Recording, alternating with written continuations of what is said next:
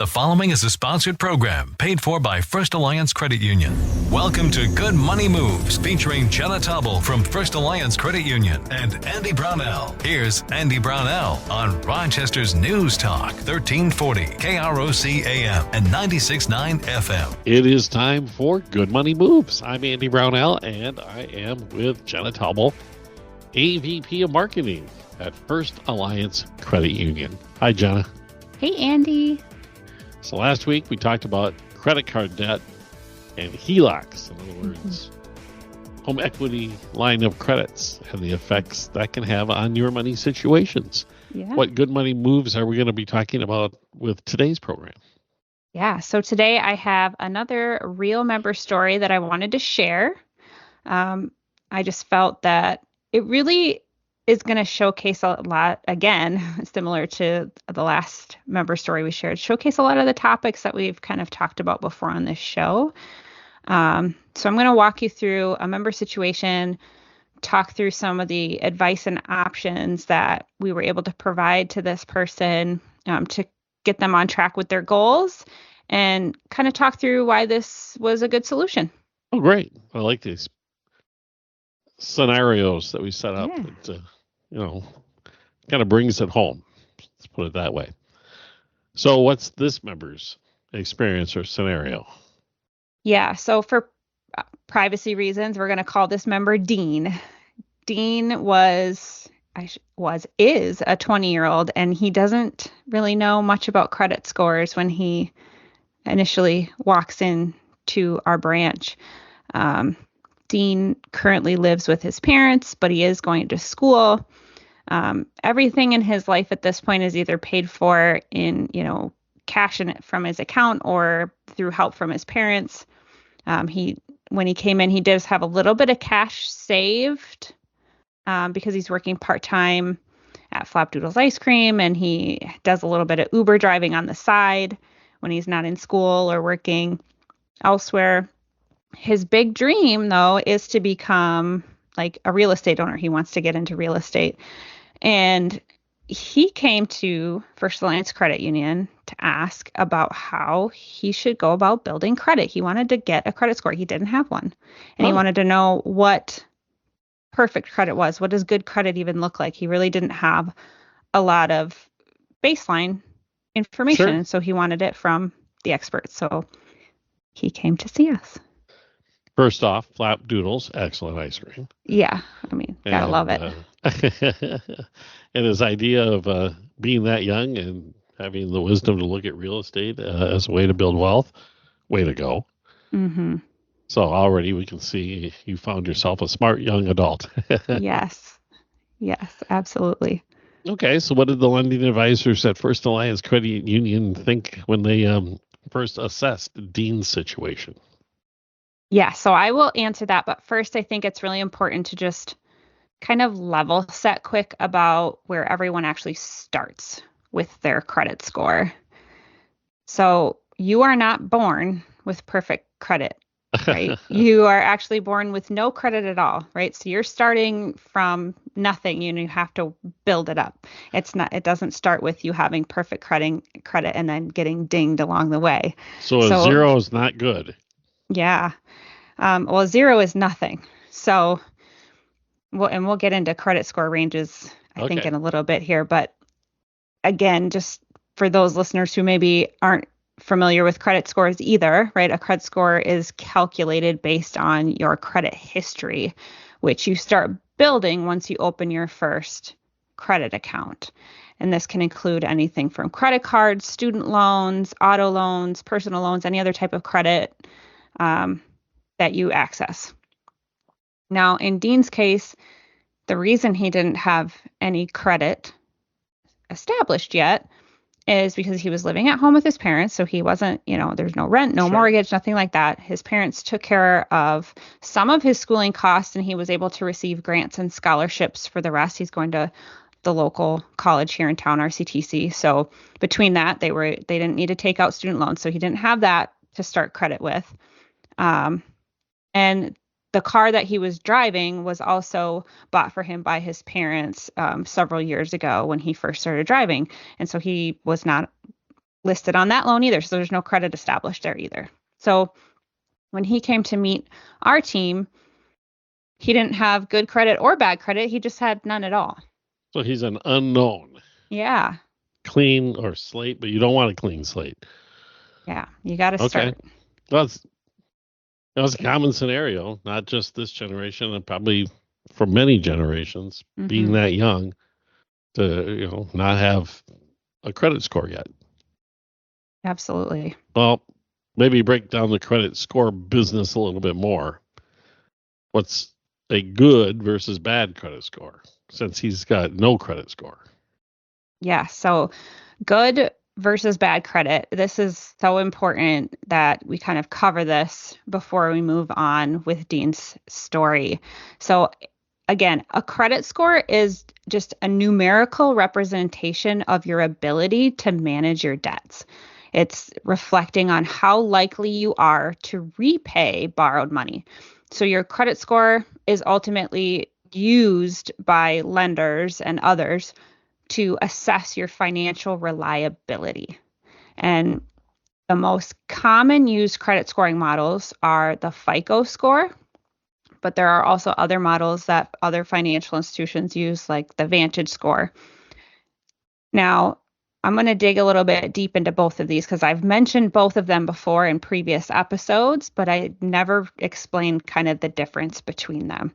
There is a little bit of a difference between them. So generally speaking, credit scores range anywhere from 300 at the lowest to 850 at the highest, with the higher score being that preferred score.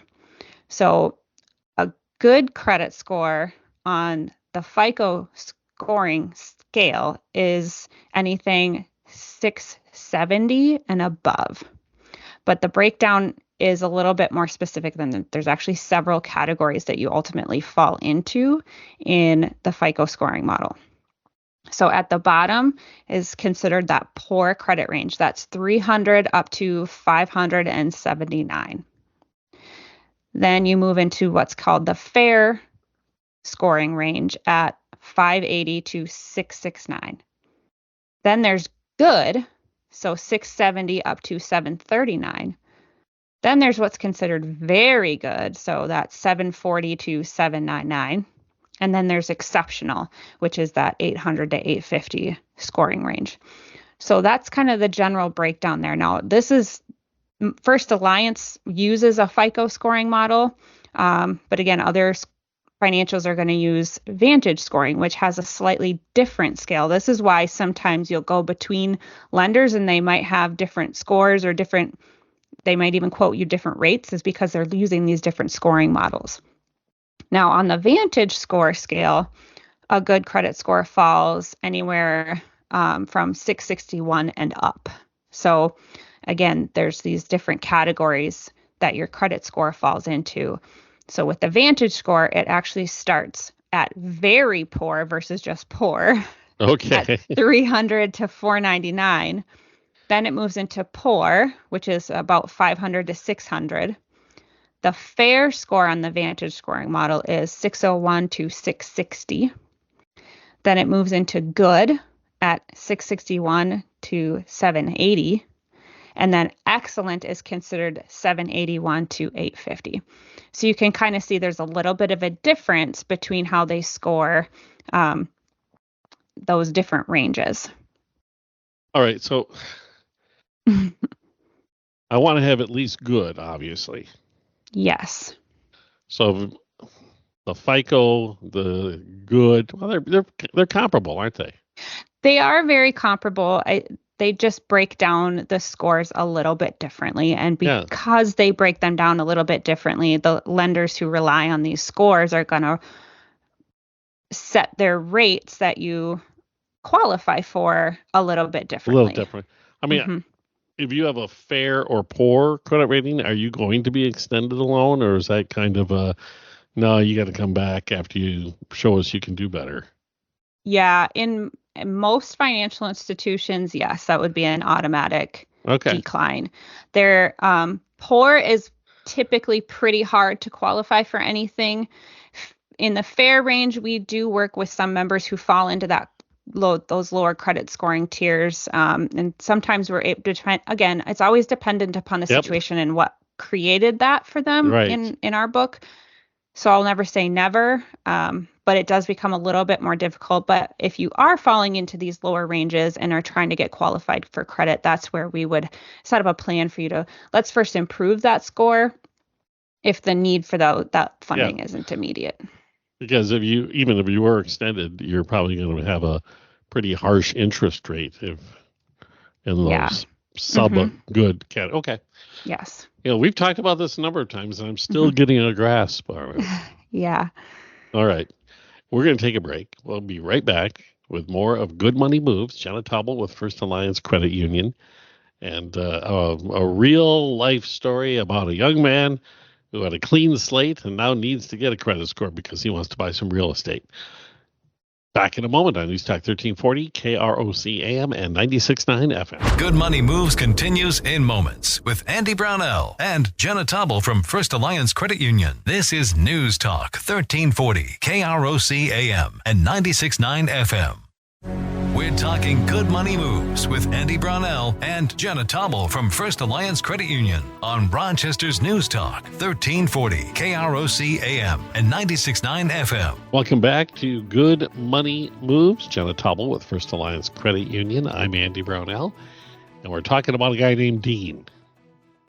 So we covered what a good credit score is and why you want to have that good credit score and how you don't automatically start out with any sort of credit score. You start out with a clean slate, nothing, an unknown.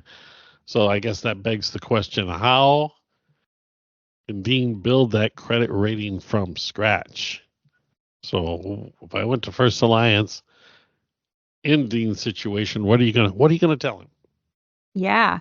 So in this particular case, with Dean, where he did have some savings available, and he was looking to build credit, our lenders did get him started with a credit card, but not just any credit card. They had him get started with a savings secured credit card. And we'll dig into how this works here and kind of how they structured this for Dean. So Dean had about $1,000 in his savings account, and he was able to commit $500 of that towards his secured card to start building his credit history. So here's kind of how this works. So we've talked about credit builder loans in the past too. It's very similar structure to that, in that you're putting a hold on your savings. And in this case, it was a $500 hold on savings in his account, which meant that he couldn't access that $500 as long as the secured card was active for his account. So using this card, he's able to still make everyday purchases, groceries, right? So he can use the card just like normal. And then he still receives a statement and a balance that he has to pay off in full every month with this secured card. The nice thing about this is that if Dean were unable to make that payment for some reason, we would be able to go in and make that payment out of that savings. So that's where that backup comes in. Okay. So this is why it's really helpful for first-time card users who maybe are a little hesitant about getting access to a card, because it has kind of that backup for not only the borrower, but also for us as the lender. Right. And the nice thing about this too is over time, right, the goal is to never have to worry about the secured part of it, and that hopefully you are able to just responsibly use the card and make those on-time payments, which is the part that helps you build up that credit history. And so as Dean starts using this, he's going to be able to start building that small credit history and that credit score, which will hopefully then, the goal of using this is to then lead to some future credit opportunities, because he'll have demonstrated such good credit behavior for like a year or two using this secured card. He would then be able to pretty quickly qualify for an unsecured card. And at that point, he would get that hold on his savings would be released, and he would then gain access to that $500. Okay. So again, it's the idea behind using a savings secured card in this instance was really to help him establish that credit history while providing security to himself, because he was feeling a little nervous about making loan payments. He's never made them before. And it provides security to the lender. So this is why a lot of times we will make this recommendation to our members. Okay. So, and once that card is released, the savings is unfrozen and he has access to that again. So it's not like he's losing $500. It's a way to actually kind of even secure additional $500 in some instances. Does the credit rating agency treat this secured credit card behavior any different than an unsecured credit card behavior as far as building credit? Nope, not at all. Okay. It's on the financial institution to report that payment history, and it does not matter what type of, your credit mix matters in the long run for your score, but from a type of credit card, it doesn't, there's no different weight. So typically. in other words, if you make your payments on time, your credit rating will increase at the same pace. Just like if you were using an unsecured card. Awesome. Absolutely. Okay. Yep. Okay. So he gets this line of credit. What other advice was he given? Yeah. So to really build that strong credit history with a savings secured card, you have to really pay attention. And this is true with any card, honestly, but is really managing that credit utilization effectively. So one of the things that our team coached Dean on during this conversation was around credit utilization. And what that is it's simply the ratio of your credit card balance to your credit limit. And it does play a significant role in your credit score as well. And this is why this was an important piece of advice that I wanted to kind of bring forward in this conversation is your goal with your credit limit should really be to not use any more than like 30% of your credit limit. So in Dean's case, he had a $500 credit limit because that's what he had in his savings secured. So it means 30% of 500 is about $150. So it's not a huge amount, right? It's enough to maybe pay for gas, pay for a couple, going out to eat a couple times or some small items, right? It's a great way to kind of slowly build comfortability with using credit. And the reason that this is important is because keeping your utilization balanced is that it demonstrates that you're not overly reliant on credit. And that's where it kind of starts to become more favorable to your credit score to, yes, use your credit and pay it down effectively, but don't overutilize it. And because that signals, hey, they're really relying a lot on their credit versus being able to effectively manage it.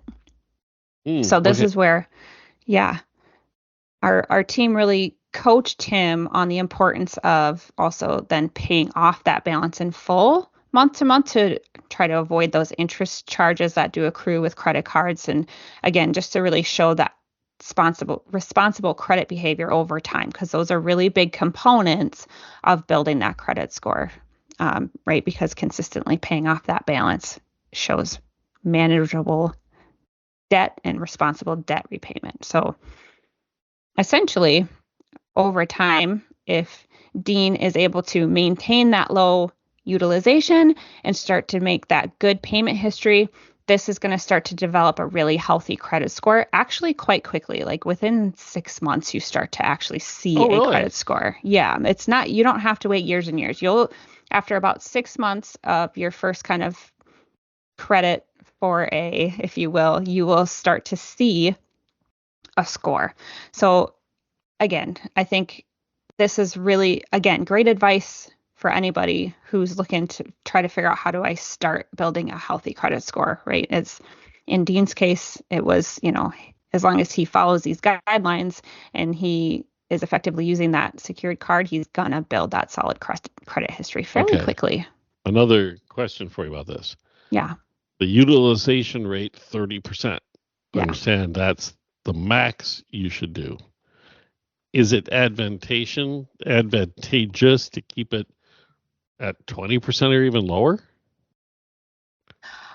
I don't know how much that truly would matter. It's really more making sure that you're not maxing out your Right. limit all the time. Okay. Yeah. Yep. So it's really just showing I can use this card and I And pay know it I off. can use more, but I'm using it in a way that I can pay it off in full each month. Okay. That's what helps kind of build that. Now, that's not to say that if you need to use 50% of it for something and you pay it off in 2 months, like you're not going to tank your credit score either. Like, I mean, it's But if you just showing that consistently did that, you consistently. would. Yes. Yep. Yep. Interesting. Okay, that's good information. We already have to take another break, so we All will right. return and talk more about Dean as he builds his credit score on Good Money Moves. Here at News Talk 1340 KROC AM and 96.9 FM. Good Money Moves continues in moments with Andy Brownell and Jenna Taubel from First Alliance Credit Union. This is News Talk 1340 KROC AM and 96.9 FM. We're talking Good Money Moves with Andy Brownell and Jenna Taubel from First Alliance Credit Union on Rochester's News Talk 1340 KROC AM and 96.9 FM. It is Good Money Moves with Jenna Taubel with First Alliance Credit Union. I'm Andy Brownell, and we've been concentrating on a guy named Dean, a young guy just starting out on his own and wanting to build up a credit score. And you covered a couple strategies that should work fairly quickly to get him where he needs to be. And what you described, I think it'd work for just about everybody, but is there a downside to all of this? Yeah, that's a great question. Just like most of, if not all of the financial tools that we talk about on Good Money Moves, there are definitely pros and cons to always be mindful of. And there's reasons why certain financial products are better in one scenario versus another. So in this case, secured credit cards, from most financial institutions are going to report this activity to the credit bureau, which is how it's going to help you start building that credit score. But there are some financial institutions out there that don't. It's not common, but it is common enough that I feel like I need to tell people, if this is something you're looking into and you're not coming to First Alliance to help you with this, make sure you ask, is this activity reported to the credit bureau? The last thing you want to do is try to build credit and then find out it's not being reported. Right. Like, that's kind of not helpful. So something to be mindful of. And again, as with like any credit card, make sure that you understand the fine print that comes along with your secured card, because secured credit cards still have interest rates attached to them, just like a regular unsecured credit card.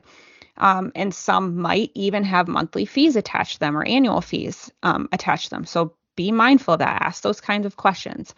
And you want to make sure that the institution, that you understand the return process of getting that deposit unlocked when your card is closed. Some institutions hold on to it for a little while, some don't. You want to ask about whether or not they pay you interest on that savings while it's being secured. Some do, some don't. So those are just some kind of things to think about if you're considering this, and make sure that you're asking the right questions as you move forward with something like this. And I think, at the end of the day, the biggest obstacle, obviously, for people with a savings secured card is that you have to have savings available to secure the card. Sure. So that you can kind of hold that in place during the duration of the usage. So if you don't have savings that you can just put on hold, like in Dean's case, he felt comfortable pledging that $500 to secure the card to help him get some credit established and help him understand how to use a card and make payments in a responsible way. Not everybody has that option. So some things to think about. Okay. From everything you described, I bet I know I could have benefited from this. Yeah. About 1 million years ago, but there are a lot of folks, I'm sure, starting out. And I guess, Jenna, is there a Cliff Notes version of what you recommended for Dean? Could you summarize it? Yeah. So I guess to summarize everything that went into kind of this basic plan for building credit with this savings secured card for Dean, our young member. So Dean came to us. He had a small amount of savings that he could use for a secured card. He took his needs into consideration. $150 a month to kind of meet that utilization goal that we kind of set up for him was enough for him to kind of make those purchases, gas, groceries, those type of things to help him start to kind of establish how to use the card and pay it off in a manageable way. And then just making sure that you pay off that balance in full on time every month, that is really going to help you start building that positive payment history that is going to start to build that credit history in a really short amount of time. So like I said earlier in the show, about 6 months. It doesn't take long to start to establish credit. You do need more time to really raise that credit and become really, really, that good and exceptional level, but you will have usable credit within 6 months if you're using it responsibly, like we talked about. And the great thing in this case, which I haven't touched on yet too, is that for First Alliance Credit Union members, you can track your credit score in our mobile app. So this is something that we set Dean up with as well, so that he could monitor his progress and see what his payment history and his utilization was doing month to month on his credit score. And then I think, if you follow this through with this plan after demonstrating that really good credit behavior, Dean can likely come back to us in like a year or two and qualify for an unsecured card and then have that $500 in savings released to him. So he'll not only have his savings plus interest, but he'll have this really great credit score at the end. He'll be on his way. Yes. Fantastic information as always. Yeah. And once again, I'm sure there's a ton more out there. So Jenna, can you tell us where we can find out more? Yeah, absolutely. I always encourage our listeners to visit our website, firstalliancecu.com. You can subscribe to our blog. We release new financial tips and advice every week. You can listen to past episodes of this show at firstalliancecu.com/podcast or on krocnews.com. You can also subscribe to Good Money Moves on Apple Podcasts, YouTube Music, and Spotify. And if you love our show, please leave us a review on your favorite podcast platform. And of course, I strongly encourage you to reach out to our team at First Alliance Credit Union. They're here to help you start making good money moves today. That is First Alliance Credit Union, federally insured by NCUA and an equal housing lender. Jenna, you have a great week, and we'll check in with you in another week for another episode of Good Money Moves. Absolutely. Right here on News Talk 1340, KROC AM and 96.9 FM.